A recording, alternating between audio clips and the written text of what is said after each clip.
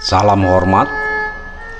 Topik ini hanya tafsiran saya saja, tanpa bermaksud merendahkan para pihak. Kita mulai. Sabda Palon atau Sabdo Palon adalah tokoh penasehat Prabu Brawijaya V, penguasa terakhir dari kerajaan Majapahit di Jawa. Namanya disebut-sebut dalam serat Dharma Gandul, ditulis oleh Ki Kalam Wadi.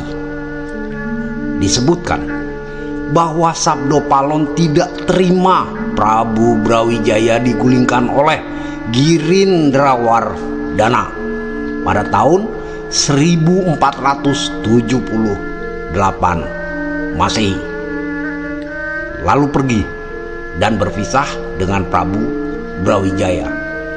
Sebelum pergi, Sabdo Palon berpesan atau meramalkan antara lain cuplikannya. Berpisah dengan sang Prabu, saya akan kembali ke asal mula saya. Saya akan muncul kembali dengan membuat tanda akan datangnya. Bila kelak Gunung Merapi meletus dan memuntahkan laharnya. Lahar tersebut mengalir ke barat daya. Baunya tidak sedap. Itulah pertanda kalau saya datang. Kelak Merapi akan bergelegar. Itu sudah menjadi takdir yang widi, bahwa segalanya harus bergantian, tidak bisa dirubah lagi. Kelak waktunya paling sengsara di tanah Jawa ini pada tahun Lawon Sapta Ngesti Haji. Umpama seseorang menyeberang sungai, sudah sampai di tengah-tengah, tiba-tiba sungainya banjir besar. Dalamnya menghanyutkan manusia sehingga banyak yang meninggal dunia. Bahaya yang mendatangi tersebar ke seluruh tanah Jawa. Itu sudah kehendak Tuhan, tidak mungkin disingkiri lagi. Sebab dunia ini ada di tangannya. Hal tersebut sebagai bukti bahwa sebenarnya dunia ini ada yang membuatnya. Manusia bingung dengan sendirinya sebab rebutan mencari makan. Hal tersebut berjalan disusul datangnya musibah pagebluk yang luar biasa. Penyakit tersebar merata di tanah Jawa. Bagaikan pagi sakit, sorenya telah meninggal dunia. Bahaya penyakit luar biasa. Di sana sini banyak orang mati. Hujan tidak tepat waktunya. Angin besar menerjang sehingga pohon-pohon roboh semuanya. Sungai meluap banjir sehingga bila dilihat persis lautan pasang, seperti lautan meluap airnya naik ke daratan, merusak kanan kiri. Kayu-kayu banyak yang hanyut. Yang hidup di pinggir sungai terbawa sampai ke laut. Batu besar pun terhanyut dengan gemuruh suaranya. Gunung-gunung besar bergelegar menakutkan. Lahar meluap ke kanan serta ke kiri sehingga menghancurkan desa dan hutan. Manusia banyak yang meninggal, sedangkan kerbau dan sapi habis sama sekali. Hancur lebur, tidak ada yang tertinggal sedikit pun. Gempa bumi 7 kali sehari sehingga membuat susah manusia. Tanah pun menganga. Muncullah berkasan yang menyeret manusia ke dalam tanah. Manusia-manusia mengaduh di sana sini, banyak yang sakit. Penyakitnya pun rupa-rupa.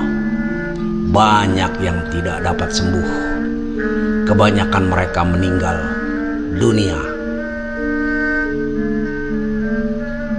Pesan atau ramalan Sabdo Palon ini sudah datang dan sedang berlangsung saat ini. Ramalan Prabu Joyoboyo. Maharaja Joyoboyo adalah Raja Kediri yang memerintah sekitar tahun 1135 sampai 1157 Masehi.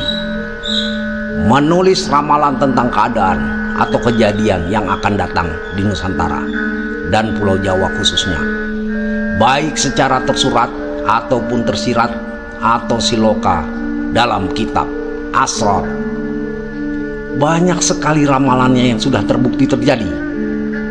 Kali ini akan saya khususkan pada kutipan kata-kata bahwa Pulau Jawa akan terbelah atau terbagi lagi, yang berhubungan dengan prediksi akan terjadi gempa lalu disusul tsunami raksasa atau megatrust.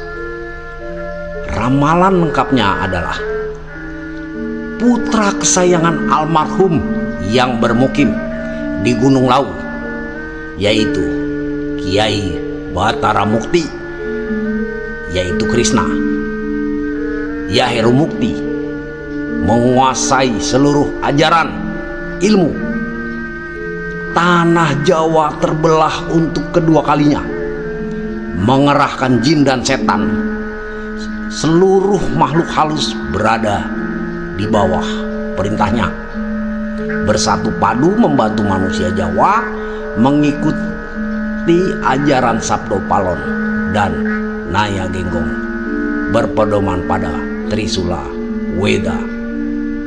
Ada lagi, bumi saya suwe saya mengkerut. Artinya bumi semakin lama semakin mengkerut.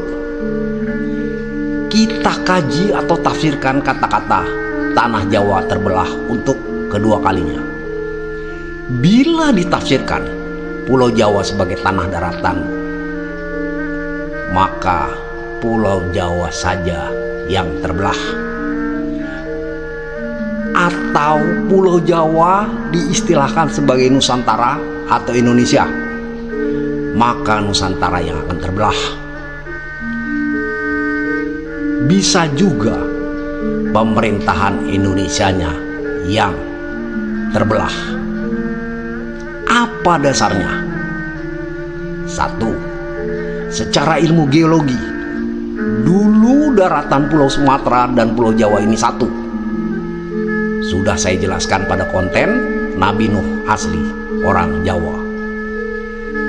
Dua, sejarah mencatat bahwa Pulau Jawa dulu hanya tersisa ada satu kerajaan besar saja, yaitu Kerajaan Mataram.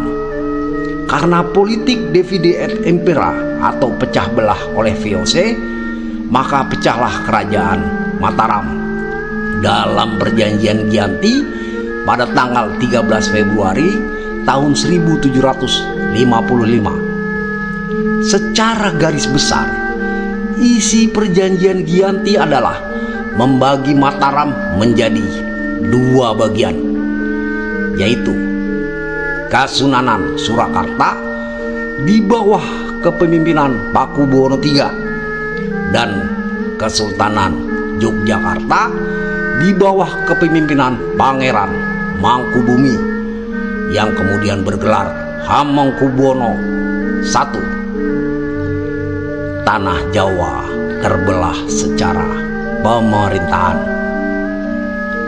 Nah, kita bahas secara ilmu geologi bahwa daratan Pulau Jawa akan terbelah menjadi dua lagi. Indonesia sering terjadi gempa karena posisi Indonesia berada pada daerah pertemuan batas lempeng. Indonesia terletak antara tiga pertemuan lempeng besar, yaitu lempeng Eurasia, lempeng Indo-Australia, dan lempeng Pasifik. Lempeng bumi juga dikenal dengan sebutan lempeng tektonik. Daerah perbatasan lempeng-lempeng tektonik merupakan tempat-tempat yang memiliki kondisi tektonik yang aktif yang menyebabkan gempa bumi, terbentuknya gunung berapi, dan pembentukan daratan tinggi. Pertemuan lempeng di wilayah Indonesia tergolong yang paling aktif di dunia, sehingga memang kawasan Indonesia rawan terhadap bencana gempa bumi. Lempeng tektonik adalah segmen keras kerak bumi yang mengapung di atas astenosfer yang cair dan panas, dan ini merupakan lapisan paling luar bumi. Oleh karena itu, maka lempeng tektonik ini bebas bergerak dan saling berinteraksi satu sama lain. Lapisan paling luar bumi ini sifatnya getas atau rigid dan terpecah-pecah menjadi bagian terpisah yang bergerak dengan arah dan kecepatan yang bervariasi, sehingga area di mana lempeng-lempeng bumi ini berinteraksi tekanannya sangat kuat. Akibatnya batuan di sekitarnya mengalami perubahan formasi yang ditandai dengan kejadian gempa. Umumnya gerakan pertemuan ini berlangsung lambat dan tidak dapat dirasakan oleh manusia, namun terukur sebesar 0 sampai 17 cm per tahun. Pertemuan antar lempeng biasa disebut subduksi. Zona megatrust di Indonesia sendiri berada di berbagai zona subduktif aktif, yaitu subduksi Sunda mencakup Sumatera, Jawa, Bali, Lombok, dan Sunda.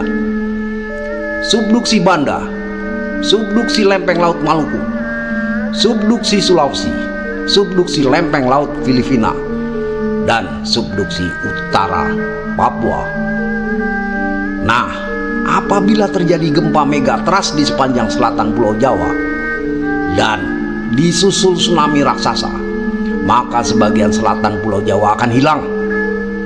Maka Pulau Jawa teriris memanjang dari Banten sampai Banyuwangi. Tetapi bisa juga Pulau Jawa terbelah tepat di tengah-tengah, yaitu di daerah Jogja. Apa dasarnya? Sesar opak merupakan patahan aktif yang membentang di tengah provinsi daerah istimewa Yogyakarta.